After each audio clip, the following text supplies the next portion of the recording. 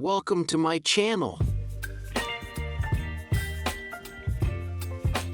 Failed franchises, bankruptcies, and almost no growth in revenue for the last 10 years. This is the sad reality for Pizza Hut, who have had so many store closures that there's now a subreddit dedicated to finding former Pizza Hut restaurants. To understand why Pizza Hut has lost almost half of its market share over the last 20 years, we have to begin by asking the following question. Why was Pizza Hut so unique and successful in the first place? Back in the 1990s, Pizza Hut had a reputation for having some of the craziest yet most unique and successful pizza designs, which were not only delicious, but also gave the public a reason to talk about the business. For example, in 1993, Pizza Hut released the Bigfoot, a massive 2 feet long by 1 foot wide square pizza creation, with the Bigfoot accounting for 18% of total sales. There was also the cheeseburger crust pizza, the hot dog crust pizza, and the cornflakes crust pizza. However, none of these were as successful as the now famous stuffed crust pizza, which achieved sales of $1 billion in the first year, boosting Pizza Hut's stock price by roughly 50%. Of course, this strategy led to the occasional flop, such as their controversial lasagna pizza, which was described in a review as the worst thing I've ever eaten in my life genuinely, but for the most part, these experiments seemed to help Pizza Hut stand out from the crowd, especially when they were served in their distinct dine-in restaurants. These restaurants added a social element to pizza, turning it into an event as opposed to just another meal. The early memories that we all have of going to dine in at our local Pizza Hut are infinitely more memorable than the hundreds of times we've ordered takeaway from Domino's. During the dine-in days, Pizza Hut had something that physically separated them from the competition. Nobody could offer an experience quite like Pizza Hut, providing them with unbelievable levels of success, especially in the early days. Pizza Hut had the monopoly on pizza and you paid through the nose for one. At first, they had to educate the dining public with little signs saying, "Pizza is traditionally eaten with the fingers." For the first few years, I remember that there was no takeaway, dine-in only. I remember that a family-sized pizza cost around $20. Nowadays, that would equate to probably $50 or more for a pizza. People paid it because they were experiencing this delicious food for the first time. The Pizza Hut dine-in experience was seemingly profitable in the beginning, but this didn't mean that it was going to be successful forever. Some insane anecdotes claim that a new source destroyed Pizza Hut dine-in completely, or that dine-in was destroyed by their staff choices. However, the main issue seemed to come from other competing pizza brands who were specializing in delivery. There's something about pizza that makes it perfect for eating at home. The box acts as a plate, there's no cutlery needed, and the compact design of pizza reduces the potential for mess. Domino's began to take advantage of this at a time when Pizza Hut didn't even offer delivery. In fact, Pizza Hut only began delivering pizzas 27 years after launching their business, doing so because they saw how successful Domino's was. The convenience of delivery meant that you didn't need to go to a dine-in restaurant if you wanted to eat pizza. And if you did desperately want all-you-can-eat Pizza Hut, you could literally just go to any all-you-can-eat restaurant offering pizza and eat your 8 slices along with 100 other food options. Pizza was no longer an exclusive thing in the same way that it was in the early days of Pizza Hut. This lack of exclusivity in combination with delivery also shifted people's perceptions of how prestigious pizza was. As mentioned earlier, Pizza Hut adopted the dine-in model when pizza was an exclusive new dish from Italy. However, Domino's and delivery in general turned pizza into just another fast food. Pizza Hut became no fancier than McDonald's or KFC, so why would you take your family to eat there as a special occasion? Then there was Pizza Hut's increased pricing and decreased quality. Overnight, the price went up from $6.49 to $8.49. The high school students previously a common sight disappeared. With fewer people, the quality suffered. Pizza Hut was always more expensive than the alternatives, affordable only when getting second, third, fourth pizzas at a reduced price. But it got more expensive. The pizza remained very greasy and people started eating low carb. There are better alternatives, especially for that money.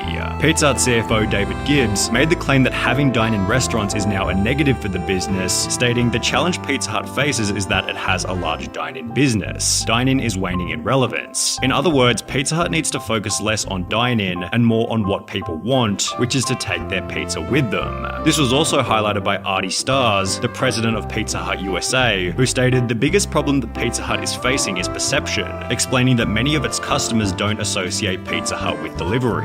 Star said the facade of its locations reinforces this idea, and it isn't helping to lure in diners. When you drive by the location, it doesn't scream "we deliver."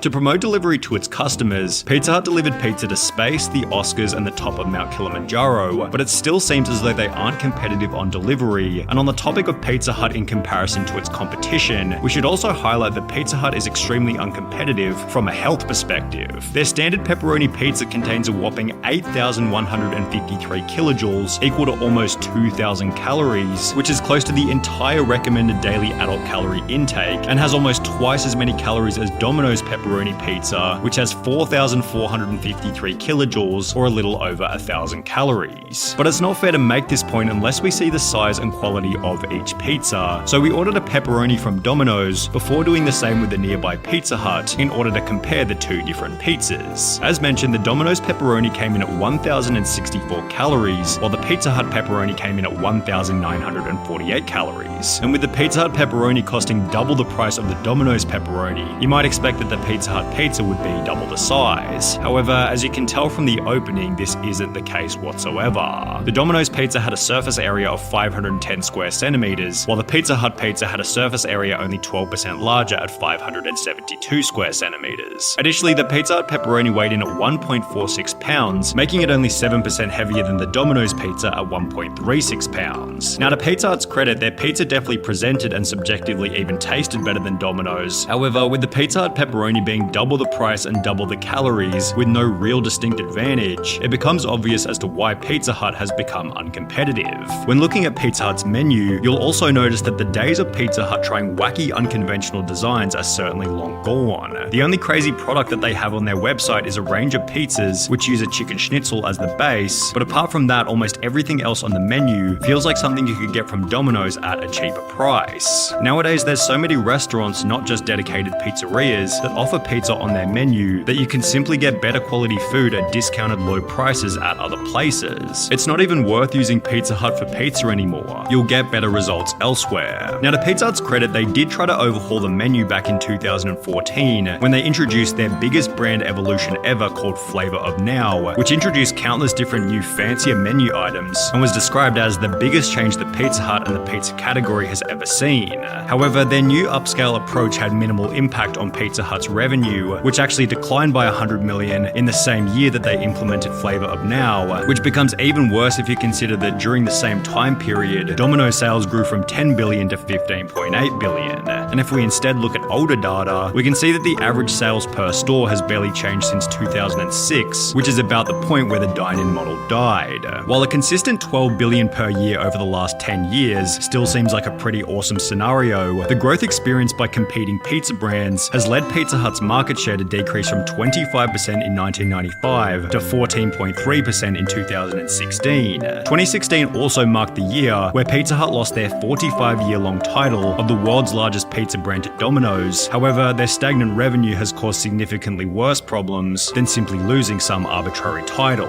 For example, in August 2019, Pizza Hut announced that they plan on shutting down over 500 underperforming stores in the US, and exactly 1 year after that, in August 2020, Pizza Hut's largest franchisor, MPC, announced that they were bankrupt, having roughly $1 billion in debt, forcing them to close 300 of their Pizza Hut franchises and put their remaining 927 stores up for sale, representing 1/5 of every Pizza Hut restaurant in America. 1 month after this, Pizza Hut announced that they'd be closing more than 10% of its stores in the UK, with this taking place in the very same year that Domino's and Papa John's had net gains of 17.6% and 15.9% respectively. In the process, Pizza Hut was undergoing a logo change, although not to something fresh representing a bright future, but rather to the same logo used during the Pizza Hut glory days of 1974 to 1999. Pizza Hut's chief brand officer Marianne Radley stated, "Embracing our iconic Pizza Hut logo is recognition of a time period where Pizza Hut unequivocally reigns supreme, because that's where the future is headed.